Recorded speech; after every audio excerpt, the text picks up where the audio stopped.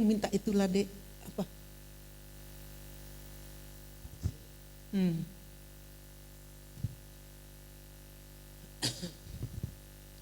Atau gini aja.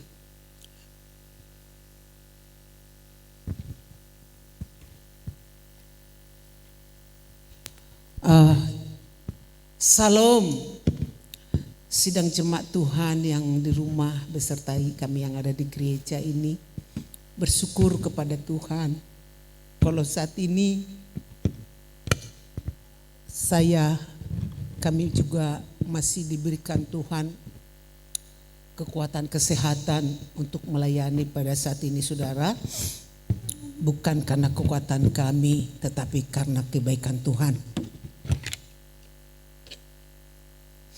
Saudaraku yang kekasih, perjuangan kami menghadapi virus corona yang tidak kami sangka-sangka hingga pada saat ini sudah 20 berapa hari Raja?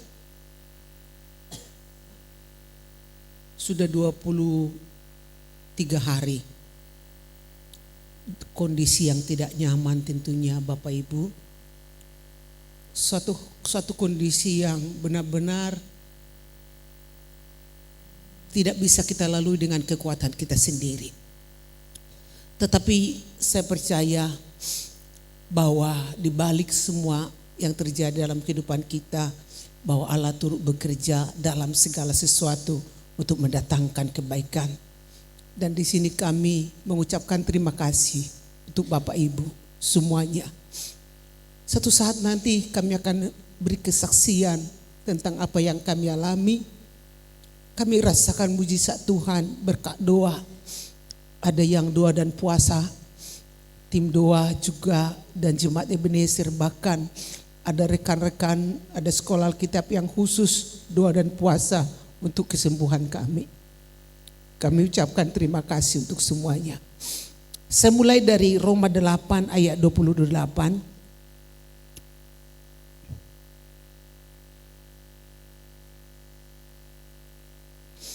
Roma 8 ayat 28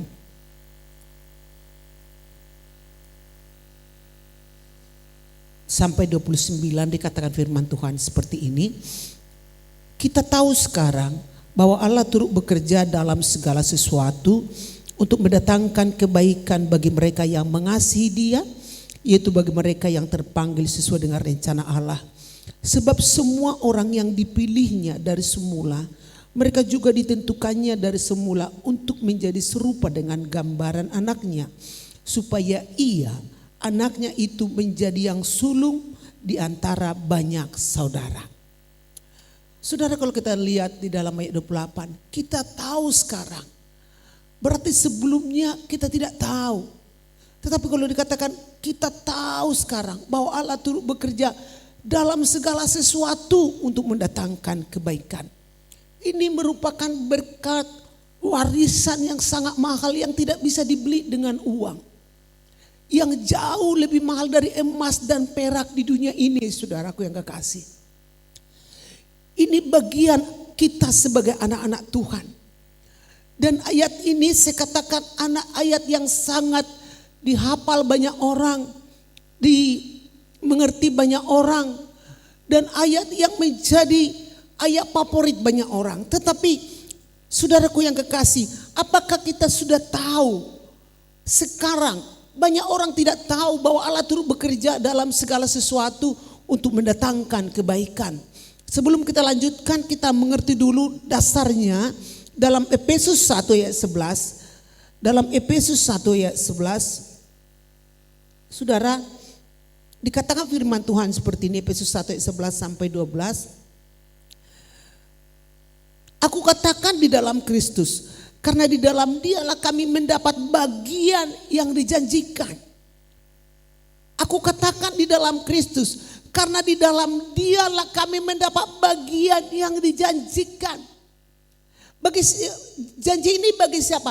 Bagi mereka yang ada di dalam Kristus. Berarti bagi orang yang tidak di dalam Kristus enggak mendapat janji ini. Kami yang dari semula ditentukan untuk menerima bagian itu sesuai dengan maksud Allah, yang di dalam segala sesuatu bekerja menurut keputusan kehendaknya. Ini menjadi bagian kita. Baru dikatakan dalam ayat 12, supaya kami yang sebelumnya telah menaruh harapan pada Kristus boleh menjadi puji-pujian bagi kemuliaannya. Kondisi apapun yang kita rasakan, kita tahu sekarang bahwa Allah turut bekerja dalam segala sesuatu. Baik keadaan buruk, baik keadaan baik, penyakit, corona apa saja pun, Allah turut bekerja dalam segala sesuatu. Bagi siapa orang yang mengasihi Dia, bagi mereka yang dalam Kristus, supaya apa? Supaya menjadi kepujian dan kemuliaan bagi nama Tuhan. Saudaraku yang kekasih, kalau kita dikatakan firman Tuhan, aku katakan di dalam Kristus katanya. Pertanyaan, siapa yang ada dalam Kristus? Saudara dan saya, kita semua dalam Kristus. Allah turut bekerja dalam segala sesuatu untuk mendatangkan kebaikan, untuk kepujian, kemuliaan bagi nama Tuhan. Ini menjadi bagian kita, saudara. Kita imani, kita yakin. Waktu kami pertama-tama tahu bahwa raja kena virus corona, hasilnya hari Jumat dia diswab, keluar hasilnya hari Selasa. Bayangkan penantian yang demikian begitu menggemparkan kami. Dan setelah dia keluar positif hari Selasa itu juga semua kami swab antigen, ternyata tambah lagi 3 orang lagi yang positif. Dan setelah hari Minggu, besoknya lagi kami swab PCR, keluar hasilnya hari Minggu kemudian. Ternyata saya dan Bapak tambah lagi positif. Akhirnya kami jadi 6 orang positif dalam satu rumah. Saudara, kondisi yang ada ini gak gampang. 3 orang raja di NSD, 3 orang di satu rumah. Sementara saya atas inisiatif anak kami Saron sampai datang dari Jayapura, semuanya kalau kami lihat kondisi kami baik-baiknya, kami dibawa ke rumah sakit, dicari rumah sakit di Palangkaraya dan di Banjarmasin. Semua penuh. Kami ke Banjarmasin aturan ke mana? Ke Sokainisan. Tetapi ada yang telepon kepada kami, coba pergi ke Ciputra. Saudara, kami dibawa ke Ciputra, diperiksa kami di sana, kami ditolak di Ciputra dengan alasan bahwa bapak dan ibu tidak terlalu parah seperti ini. Di sini banyak sekali pasien, Bu, tidak bisa, segala macam alasan. Dan kami juga sudah pasrah. Saya katakan, bagaimana suami saya? Suami saya sekarang tidak mendengar lagi. Bayangkan, saya ngomong kepada suami saya 1/2 meter, gak didengarnya. Bingung, kok corona bisa menghilangkan pendengaran? Ngomong apa saya dengan suami, apalagi pakai masker, gak didengarnya. Akhirnya ada anak Tuhan di sana, dokter. Sampai sekarang saya tidak kenal. Dia urus semuanya. Singkat cerita, saya di rongsen lagi. Kalau secara dari sini saya tidak batuk, tidak ini. Sekalinya di belakang saya sudah banyak sekali virus, saudara, di belakang ini. Akhirnya kami diterima di sana, dirawat di sana dengan maksimal. Perawatan di Ciputra luar biasa. Tidak seperti yang kita bayangkan bahwa orang yang corona itu orang takut-takut. Setiap setengah jam ada perawat, ada makanan, ada dokter, ada saturasi. Pokoknya perawatan yang begitu luar biasa. Kami alami di sana. Di sana itu banyak sekali orang yang kena corona. Tapi kondisi di sana walaupun mencekam, saudara, sekuat apapun pasti mencekam, saudaraku yang kekasih. Karena saya dengan suami tidak satu kamar, kami satu kamar itu 3 orang, satu bangsal, tetapi semua kebersihannya terjamin dan segala macam. Dan yang lebih luar biasa lagi, kami dimasukkan dalam program Kemenkes, saudaraku. Kami ditanggung oleh Kemenkes semuanya, perawatan yang sangat mahal. Saya 5 hari di sana, gak bisa tidur sama sekali, gak bisa tidur. Bukannya takut, tetapi kondisi hati ada kiri kanan kita yang begitu parah. Di sebelah kiri saya ada wanita hamil 7 bulan. Di sebelah kanan saya ada sudah 1 bulan ibu yang patah tulang. Corona juga berapa kali swab selalu positif. Sementara ibu yang hamil itu 4 kali swab selalu positif, saudaraku yang kekasih. Sampai telinganya juga tidak bisa mendengar, sampai telinganya juga luka karena batuk yang luar biasa. Yang membuat suami saya juga merasa sangat senang sekali walaupun kondisi yang mencekam. Saya katakan, suami saya tidak pakai oksigen, kalau saya sudah pakai oksigen, saudara. Suami saya berikutnya pakai oksigen. Lalu dokter bilang, Bapak pergi ke taman. Taman itu bukan taman yang seperti kita lihat, saudara. Taman itu cuma ada langit, ada taman yang begitu, ada cuma duduk tapi tidak bisa berhubungan dengan siapapun, kecuali mereka yang corona. Waktu suami saya ada di taman itu, saudara, dia dari ruangan, telinganya itu gak mendengar. Tapi setelah di taman, lalu didengar semua orang berbicara. Katanya, ku dengar semua orang berbicara, telingaku sudah sehat. Hampir aku sujud syukur di situ. Lalu dia telepon saya, video call, Ma, aku sudah mendengar, telingaku sudah pulih.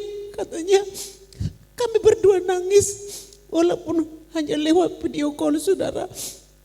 Dan besoknya dokter memeriksa saya, ditepuk dokter Kasan. Keputusan yang tepat, ibu di sini, datang ke sini. Untung ibu ada di sini, katanya. Kenapa, Pak? Karena di belakang ibu sudah penuh. Terus saya lama lah di sini. Lama, Bu, di sini pasti ibu lama. Mendengar lama itu, saudara, saya sudah down sama sekali. Karena paling sedikit orang di sana ada 12 hari, bahkan ada yang sebulan. Tetapi besoknya datang lagi dokter Kasan, dilihat lagi di belakang saya. Kok tinggal sedikit, Bu, katanya. Waktu itu sebenarnya ganti obat ibu dikasih obat yang bagus ya, Bu, ya. Iya, Pak, iya, Pak. Setelah itu, saudara, 5 hari kemudian, sore-sore, pagi-pagi, siang-siang datang 2 orang. Swab, katanya, Ibu Rusdiana swab ya. Dalam hatiku, iya, enaknya ini ya, sudah di swab PCR. Lalu suaranya kok lagi, Ibu Meriam juga mau di swab. Kaget saya, masa aku 5 hari sudah di swab? Seolah-olah gak mungkin. Suami saya juga di swab, saudara.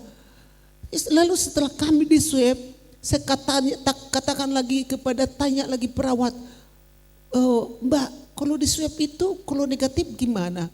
Kalau dia negatif, besoknya di swab lagi, Bu. Kalau sudah di swab lagi, nggak bisa tinggal di sini, naikkan ke atas di ruang perawatan. Tapi dengan biaya sendiri, dalam hatiku nggak apa-apa. Menunggu hasil swab ini, saudara, nggak bisa tidur, gelisah sama sekali. Negatif karena ada teman-teman beberapa kali di swab. Sekalinya datang lagi swab besoknya, Ibu Meriam di swab. Berarti swab pertama itu negatif. Akhirnya saya di swab, saudara, paginya. Suami saya enggak di swab. Saya pikir bahwa dia akan di 5 hari lagi baru di swab. Sekalinya karena saturasinya naik turun. Swab pertama juga negatif. Akhirnya kami di swab, saudara.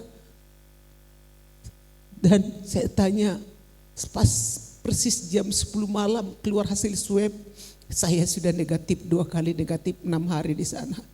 Malam itu juga saya katakan pokoknya keluar saya dari sini. Ibu dirawat ya. Iya dirawat, tapi biaya sendiri iya siap. Dicari ruangan kelas 1, saya minta kelas 1. Gak ada Bu, kelas 2 gak ada Bu, penuh semua. Ada kelas 1 tapi bocor, biar bocor gak apa-apa.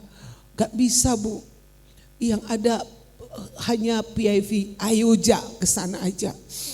Saya malam itu saudara, 1:30 malam saya dibawa ke atas. Betapa saya bersyukur pada Tuhan.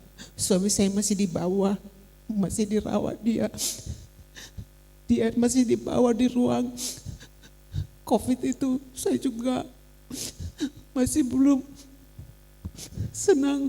Tapi walaupun suami saya itu selalu kuat dan karena telinganya sudah terang benderang. Akhirnya besoknya suami saya juga ternyata dia sudah negatif.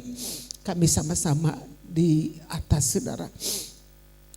Dan hal inilah yang membuat saya bersyukur kepada Tuhan. Allah turut bekerja dalam segala sesuatu untuk mendatangkan kebaikan. Waktu penyakit ini datang, dan kalau lewat ini supaya kemuliaan bagi nama Tuhan. Waktu kami penyakit, ada seorang ibu di grup Pelwap. Saya rasa itu mungkin Ibu Epriani memberi satu ayat. Selalu saya ingat itu. Dikatakan dalam Yohanes 11 ayat 4. Kalau enggak salah Ibu Priani yang beri ayat ini. Yohanes 11 ayat 4 dikatakan, ketika Yesus mendengar kabar itu, ia berkata, penyakit itu tidak akan membawa kematian, tetapi akan menyatakan kemuliaan Allah. Sebab oleh penyakit itu anak Allah akan dimuliakan. Ayat ini waktu saya di ruang itu, kondisi yang tidak mengenakan itu, ayat ini terngiang-ngiang terus di telinga saya. Ayat ini terngiang-ngiang terus di telinga Tuhan. Penyakit ini tidak membawa kematian. Memang kami melihat selama kami di sana, kami tidak tahu. Semua yang datang ke situ, ya selamat saudara, selamat. Karena penanganan yang begitu luar biasa, dokter, perawat, obat-obat luar biasa. Luar biasa, makanan, semua. Apapun yang kita minta, perawat langsung tanggap. Minta air putih kita tengah malam diantar, air panas diantar saudara. Dan itu yang kami alami. Dan saudaraku yang kekasih, kalau kita kembali kepada Roma 8 ya 28, Roma ayat pertama tadi saudara, kita tahu sekarang bahwa Allah turut bekerja dalam segala sesuatu. Segala sesuatu, apakah itu situasi yang buruk atau situasi baik. Ingat, situasi buruk yang terjadi pada kita itu bukan dari Tuhan. Itu dari iblis saudara. Tidak pernah Tuhan memberikan hal yang buruk bagi kita. Tetapi memang dia izinkan, saudaraku yang kekasih. Tetapi kabar baiknya bagi kita semua, walaupun kita menghadapi hal yang buruk sekalipun, tetapi Allah bekerja, kita tahu sekarang, saya tahu sekarang bahwa Allah bekerja mengubah yang buruk itu menjadi baik untuk kepujian, kemuliaan bagi nama Tuhan. Misalnya ibaratnya iblis datang memberikan terasi yang bau kepada kita, yang tengik, yang tidak enak saudara. Tetapi Tuhan ubah terasi ini. Mungkin caranya Tuhan ditambahkan tomat, ditambahkan lombok, ditambahkan asam, ditambahkan garam, ditambahkan penyedap rasa sehingga menjadi sambal yang sangat enak. Itu saya pikir gambarannya seperti itu saudara. Mungkin iblis memberikan kita lemon yang sangat kecut sekali, yang sangat asam, yang tidak bisa kita minum. Tetapi Tuhan ubah yang sangat kecut ini, ditambahkannya gula, ditambahkannya soda, ditambahkannya susu, sehingga minuman yang segar saudara. Hanya Tuhan yang bisa melakukan itu. Saudaraku yang kekasih, kita tahu sekarang Apakah kita tahu selama ini? Kalau kita tidak mengalami, kita tidak tahu. Tetapi apa yang kita alami ini, saudara, membuat kita semakin dekat dengan Tuhan. Seperti ayat yang dikasih di Pelewap. Penyakit ini tidak membawa kematian, tetapi untuk kemuliaan bagi nama Tuhan. Saudara yang kasih, lewat ya apa yang kami alami, saudara, anak-anak muda di rumah kami juga tidak gampang yang mereka hadapi. Yang kuat-kuat, yang Raja, David, Erik, Widi, gak bisa membantu apa-apa. Kami sakit juga, gak ada orang juga yang berani datang ke rumah kami. Apa yang dihadapi Gita, Miranda, dan untuk cucu kami Jordan juga sehat. Eva dan Eda. Mana waktu kami masuk lagi di rumah Opname 3 hari di rumah sakit. Siapa yang menolong? Tidak ada yang menolong. Tapi semua bisa kami lalui dengan kasih Tuhan. Saudara, situasi apapun yang kita hadapi sekarang ini akan berakhir dengan kebaikan. Kalaupun belum baik sekarang, yakin ini belum selesai cara Tuhan bekerja. Apalagi sekarang ini, tadi malam ada teman yang sudah corona juga. Banyak sekarang yang kena corona. Kita seperti kita di gereja di sini, kita semua begitu steril, saudara. Kadang-kadang pintu-pintu aja kami semprot. Rumah pastori itu disemprot, gereja disemprot. Ternyata yang membawa corona itu dari kantor. Perkantoran sekarang banyak, saudara. Ada dari pesta, dari mana-mana. Jadi kita tidak tahu kapan kita bisa kena virus ini. Tetapi kalau kita berpatokan pada firman Tuhan, situasi apapun yang kita hadapi, kita tahu sekarang akan berakhir dengan kebaikan. Bagi siapa? Bagi orang yang mengasihi Dia. Intinya itu, kita mengasihi Tuhan lebih dari apapun. Lewat persoalan ini, percobaan ini, saya katakan saya semakin cinta dengan Tuhan. Kami semakin sayang dengan Tuhan. Kalau saya dengan suami hanya duduk aja kami berdua, bisa menangis kami. Berurai air mata. Berdoa, terima kasih Tuhan. Engkau izinkan kami mengalami ini untuk suatu kemenangan yang luar biasa. Saudaraku, bagi yang mengasihi, siapa yang mengasihi Tuhan? Saya dan saudara, semua yang mendengar firman ini pasti kita mengasihi Tuhan. Mengasihi Tuhan itu bukan cuma di mulut, tetapi mengasihi Tuhan itu kita fokus kepada Tuhan, bukan fokus pada persoalan hidup. Kita lebih mengasihi Dia daripada nyawa kita sendiri, karena Dia juga sudah mengasihi kita. Dia sudah turun dari sorga, sudah ditinggalkan sorga, disalibkan, mati disalib, dicambuk, diludahi, karena cintanya pada kita. Jadi di ruang corona itu, saudara, intimidasi setan itu luar biasa. Kita dipersalahkan, kita nih. Tapi kalau kita ingat cinta Tuhan, Tuhan tidak akan membuang kita. Walaupun dosa kita merah seperti kermiji akan putih seperti salju. Pokoknya kita ingat kebaikan Tuhan. Kasih Tuhan. Seringkali Tuhan itu bertepuk sebelah tangan. Cintanya itu bertepuk sebelah tangan. Tapi bagaimana kondisi hati kita yang mengasihi Tuhan lebih dari apapun. Itu yang penting sekarang. Saudaraku yang kekasih, kalau dikatakan dalam ayat 29, coba buka ayat 29, Roma 8 ayat 29. Sebab semua orang yang dipilihnya dari semula. Yakinkah saudara dipilih Tuhan dari semula? Saya yakin. Yang memilih saya jadi gembala sidang bukan saya, tetapi Tuhan yang memilih saya. Tuhan yang memilih saudara jadi anak-anak Tuhan.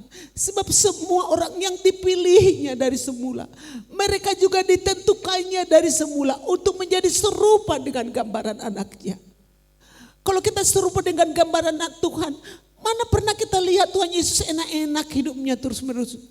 Tuhan Yesus juga banyak tantangan, banyak masalah yang dihadapi.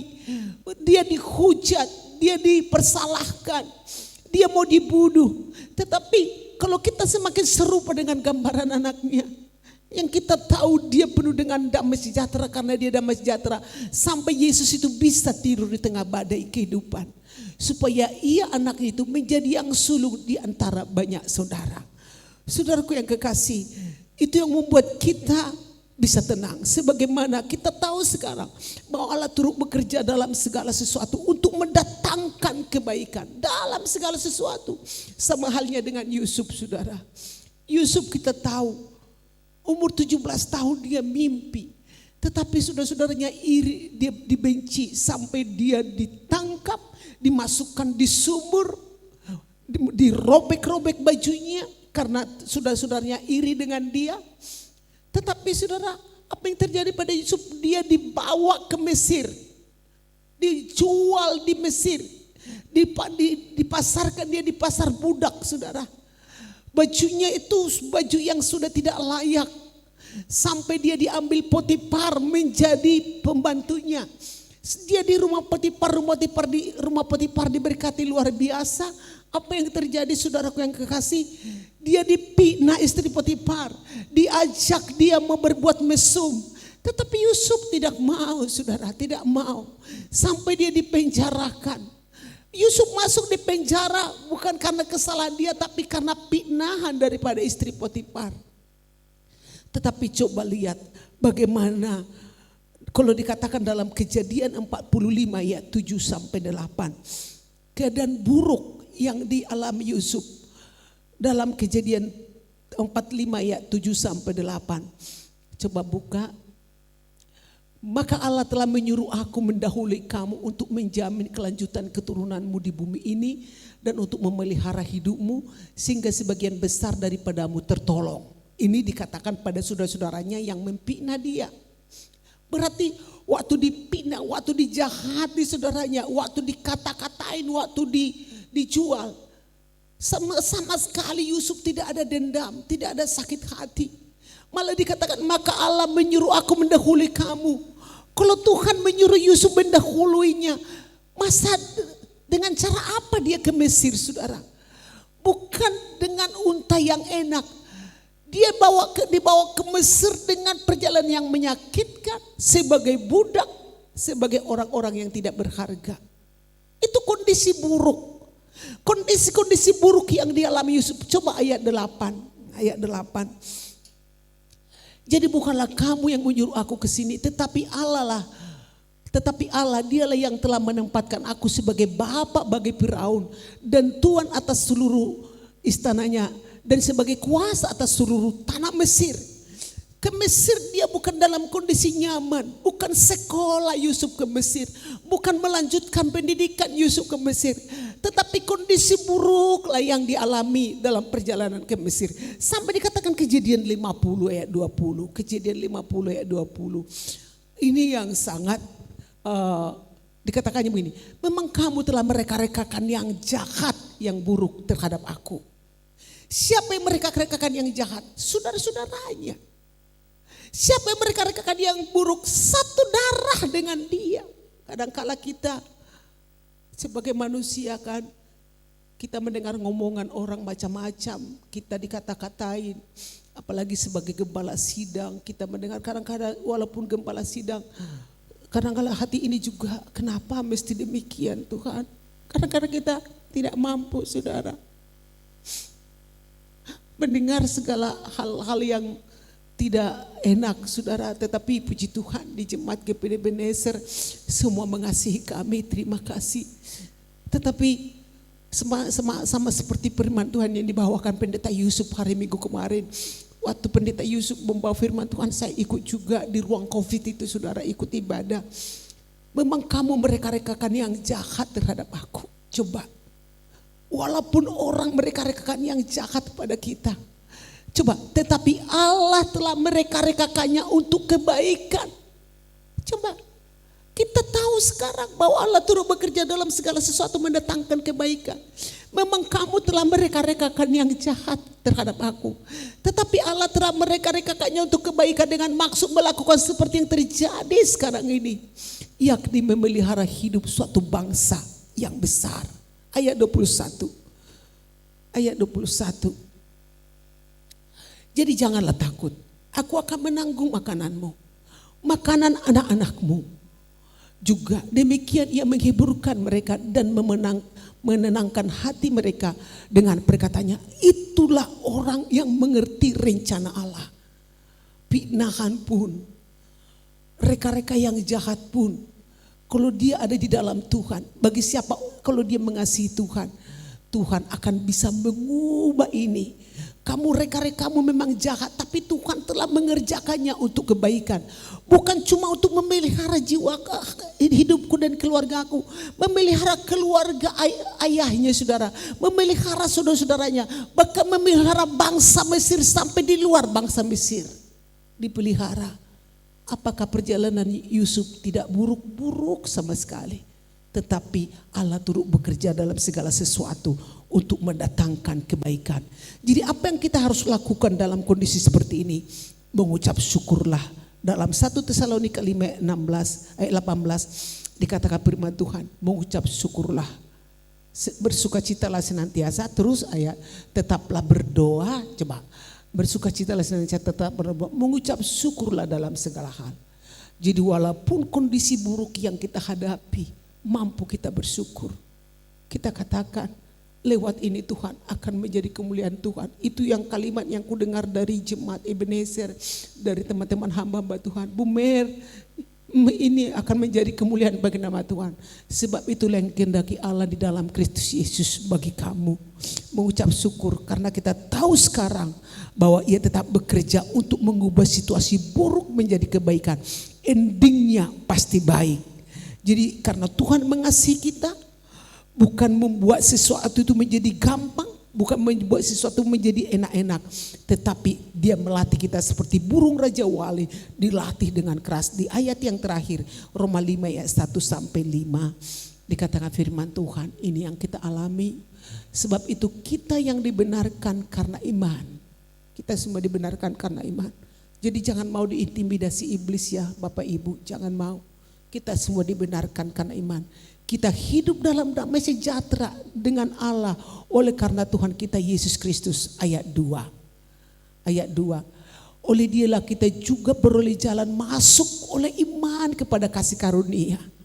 Kita hidup di bawah kasih karunia Tuhan. Kita hidup bukan di bawah hukum Taurat, tetapi kita hidup di bawah kasih karunia. Di dalam kasih karunia ini kita berdiri dan kita bermegah dalam pengharapan. Bermegah dalam pengharapan akan menerima kemuliaan Allah. Amin Bapak Ibu. Bermegah dalam pengharapan. Dan bukan hanya itu saja, kita malah bermegah juga dalam kesengsaraan kita. Coba, masa kita bisa bermegah dalam kesengsaraan kita? Kenapa?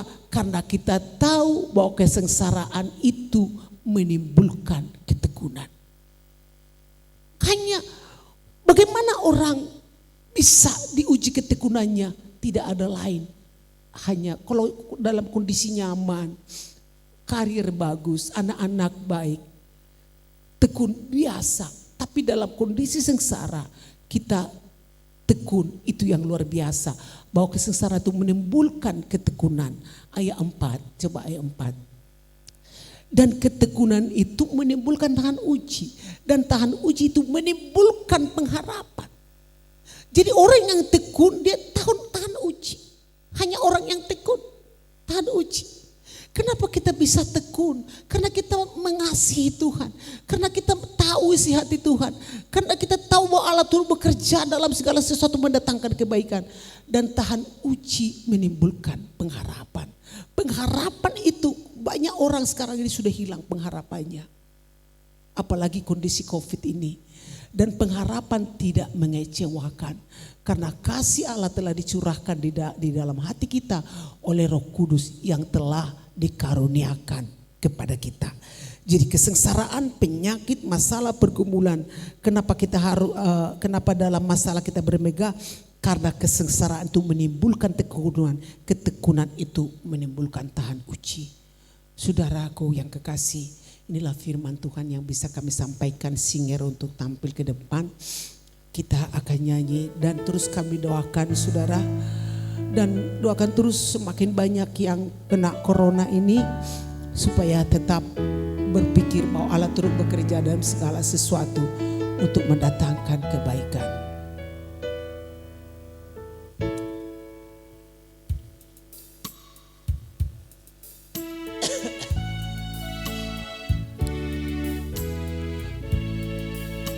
Indah rencanamu Tuhan di dalam hidupku,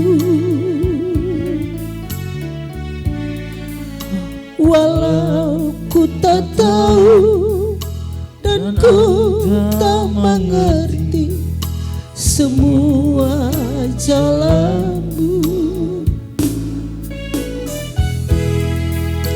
Kini ku tak tahu Tuhan, berat ku rasakan, hati menderita dan ku tak berdaya menghadapi semua. Tapi ku mengerti sekarang, Kau tolong padaku. Kini ku melihat dan ku merasakan indah rencanamu.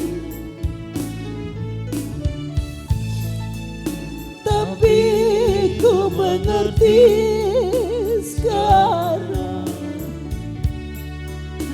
Kau tolong padaku.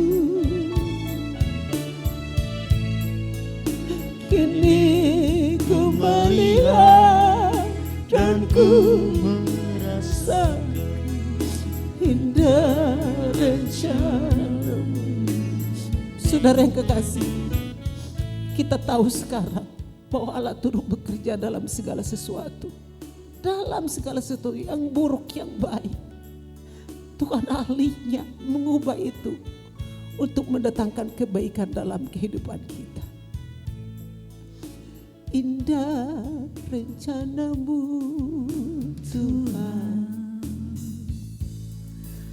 di dalam hidupku, walau ku tak tahu dan ku tak mengerti semua jalanmu.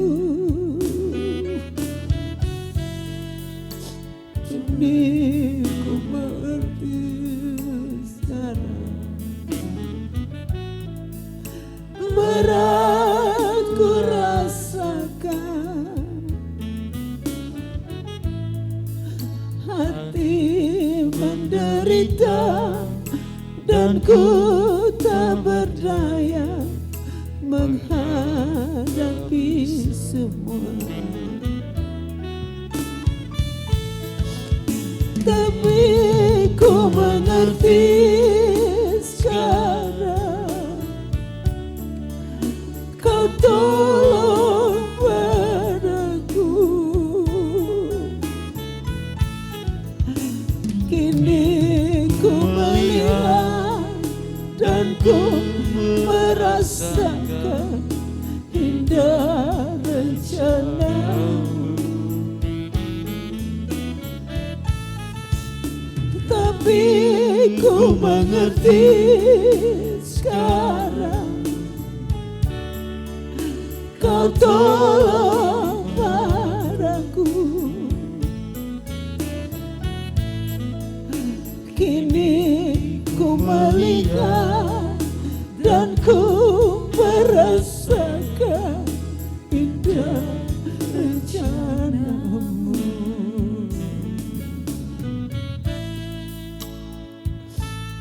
Yesus baik, baik buat saya. Yesus baik,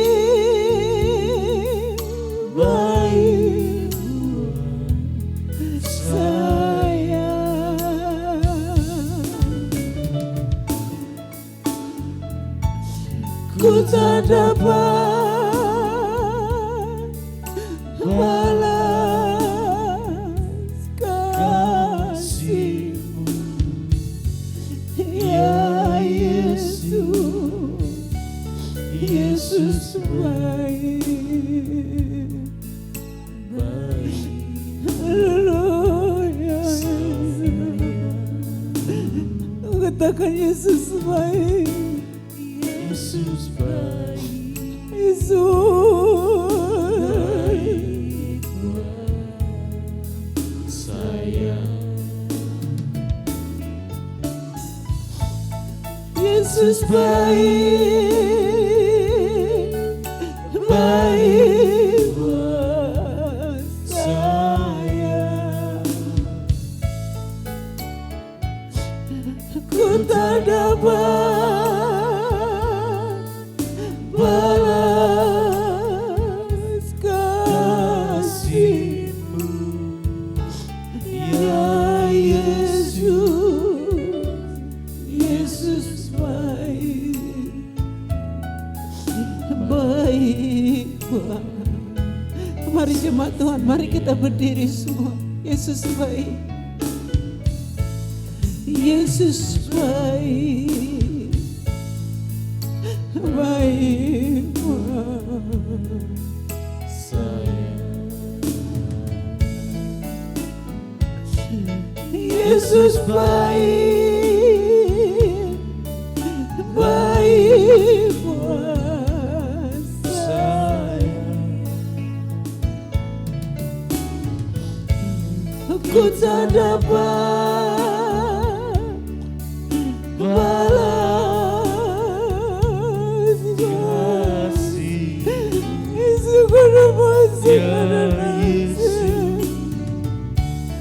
Yesus baik, baik. Kita katakan lagi, Yesus baik, Dia sungguh baik. Yesus baik, baik buat saya. Yesus baik, baik buat saya. Ku tak dapat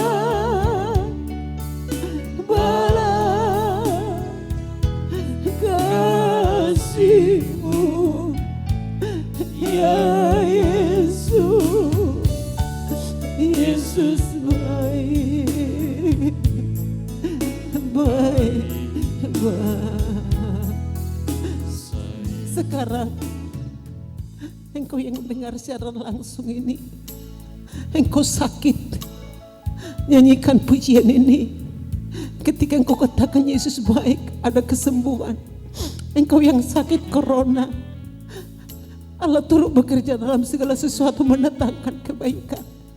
Semakin dekat dengan Tuhan, semakin mencintai Tuhan. Engkau yang sakit saat ini, nyanyikan dengan iman. Ada kesembuhan terjadi pada saat ini di dalam kehidupanmu. Siapapun engkau yang mendengar secara langsung di rumah, Tuhan Yesus baik. Tuhan Yesus memulihkan kita, bahwa hanya Dialah yang bisa turut bekerja dalam segala sesuatu mendatangkan kebaikan dalam kehidupan kita. Bagi siapa orang yang mengasihi Tuhan, Yesus baik, baik buat saya. Yesus baik, baik buat saya. Ku tak dapat balas kasih-Mu, ya Yesus, Yesus baik, baik Yesus baik, Yesus baik, amin, baik buat saya. Yesus baik, baik buat saya. Ku tak dapat